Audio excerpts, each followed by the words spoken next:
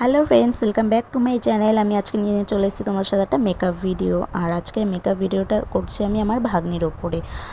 তো আমি ফার্স্টে ইউজ করে নিলাম নিভিয়ার একটা ক্রিম, মানে ময়েশ্চারাইজার। তো তারপরে আমি ইউজ করে নিলাম একটা ল্যাকমির প্রাইমার। আর তারপরে এখন ইউজ করছি, দেখো, সুইস বিউটির একটা প্রাইমার প্লাস হাইলাইটার, দুটোরই কাজ করবে। দেখো, এটা ইউজ করার পর না মুখে একটা বেশ গ্লো ভাব আসে, খুব সুন্দর।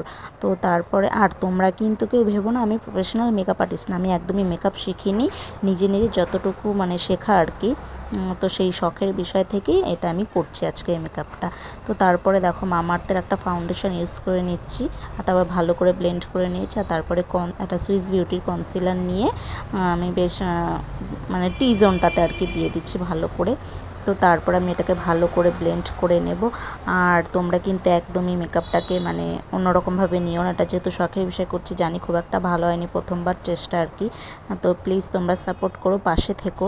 তারপরে আমি দেখো ল্যাকমির একটা পাউডার নিয়ে মেকআপটাকে সেট করে দিচ্ছি, তারপরে ব্রাশ দিয়ে ভালো করে ব্লেন্ড করে নিচ্ছি। আর তারপরে দেখো একটা ব্লাশার ইউজ করে নিলাম আমি, যেটা আমার খুব প্রিয়। তো তারপরে দিলাম হাইলাইটার, এটা ছাড়া তো মেকআপ আমার মনে হয় একদম ইনকমপ্লিট থাকে। তো তারপরে হাইলাইটারটা ইউজ করে নেওয়ার পর হুডা বিউটির একটা সেটিং স্প্রে দিয়ে মেকআপটাকে ভালো করে সেট করে নিলাম।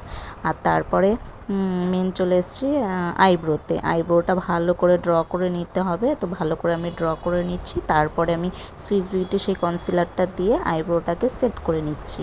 তো তারপরে আমি আইটাকেও দেখো একদম ভালো করে ব্লেন্ড করে নিচ্ছি। তারপরে আমি এখানে নিয়ে নিচ্ছি একটা হালকা কালারের আইশ্যাডো, যেটা মানে একটু হলুদ হলুদ ভাব বা গোল্ডেন ভাব টাইপের বলতে পারো আর কি। তো এরকম একটা কালার নিয়ে ভালো করে নিলাম। তারপরে একটু মেরুন কালারটা দুটো মিক্স করে নিয়ে ভালো করে ব্লেন্ড করে নেব আমি চোখের মানে এক সাইডে, মানে বাইরের কর্নারটার দিকে আর কি। আর তারপরে গোল্ডেন কালার দুটো মিক্স করে ভেতরের কর্নারটার দিকে ভালো করে ব্লেন্ড করে নেব। তারপর দুটো কালারকে ভালো করে ব্লেন্ড করে নিতে হবে, তারপর পিগমেন্টেশনটা যেন একটু ভালো আসে। আর তারপরে দেখো ল্যাকমির একটা আইলাইনার নিয়ে চোখটাকে আমি ড্র করে নিচ্ছি। আর তারপর এটা দেখো জুডিওর একটা কাজল, কাজলটার পিগমেন্টেশনটা এত ভালো না, কি বলবো তোমাদেরকে, খুব ভালো কাজলটা। তো দেখো তোমরাই দেখে বলো কীরকম লাগছে। তারপর একটা লুজ পাউডার নিয়ে চোখের নিচটাতেও দিয়ে দিলাম। আর তারপরে লিপ লাইনার দিয়ে ঠোঁটটা এঁকে নিলাম। আর ভাগ্নিকে বললাম তুমি লিপস্টিকটা পরে না, তো লিপস্টিকটা পরে নিল। আর এখানে দেখো আমি তারপরে কলকাটা করে নিচ্ছি, কলকা করতে আমার খুব ভালো লাগে জানো তো। আর দেখো তোমরা লিপস্টিকের আগে লুকটা কীরকম ছিল, লিপস্টিক পরে পুরো লুকটাই চেঞ্জ হয়ে গেছে, তাই না? তো তারপরে দেখো আমার কলকা করাটা হয়ে গেছে। আমি হেয়ারটা করে পেছনে ফুলটা আর কি বেঁধেছি, একটা প্লাস্টিকের ফুল, কারণ আমার কাছে আসল ফুল ছিল না। তো তারপরে আমি জুয়েলারিগুলো পরিয়ে নিচ্ছি এক এক করে সব, যেটা আমার খুব পছন্দের একটা কাজ, জুয়েলারি পরাতে আমার খুব ভালো লাগে। তারপরে ভাগ্নি বললো মামি তুমি অন্য দিকটা একটু করো, মানে আমি একটুখানি সাইডে কাজ করছিলাম একটা, আর ও গয়নাগুলো নিজে নিজেই পরে নিচ্ছিল।